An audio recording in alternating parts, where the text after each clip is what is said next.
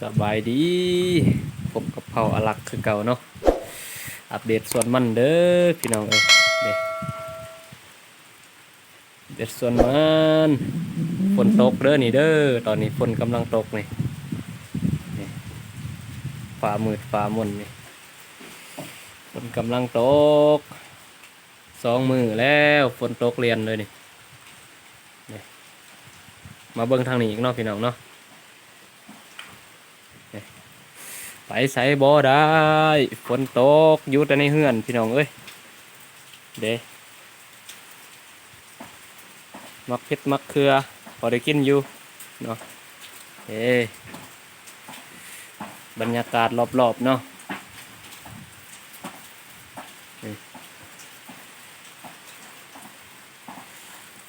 ทางนี้ก็อ่างน้ำเนาะบ่ได้ไปใส่อาบน้ำอยู่พี่แหละเด้บรรยากาศมีแต่ปลามันเนาะพี่น้องเนาะเด้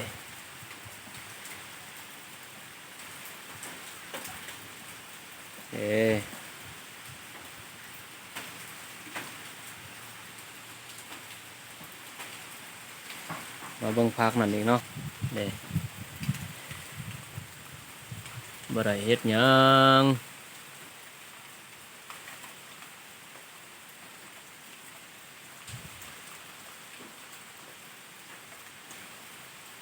นี่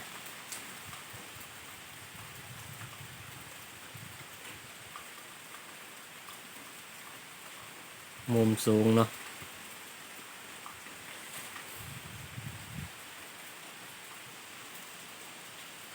ฝนกระตกพี่น้องเอ้ย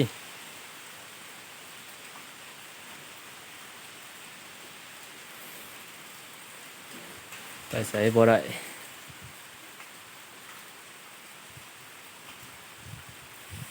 หญ้าก็เต็ม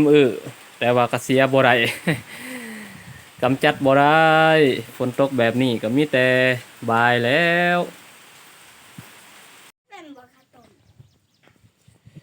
นี่ได้ยังเนาะได้เขียดเด้อมื้อนี้เด้ปลาดุ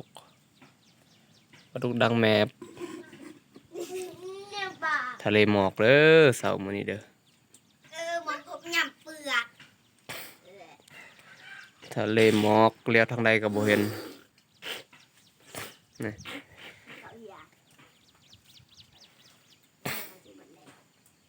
อย่าเทียมเต้วาบอกอันนี้เด็กน้อยกินยังฮะกินข้าวต้ม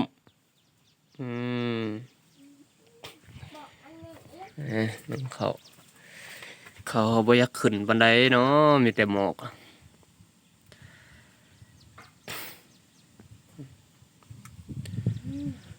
หลายดิ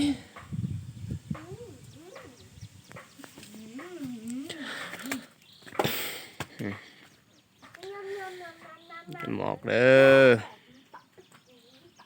หมอกลงยามเช้า6 โมง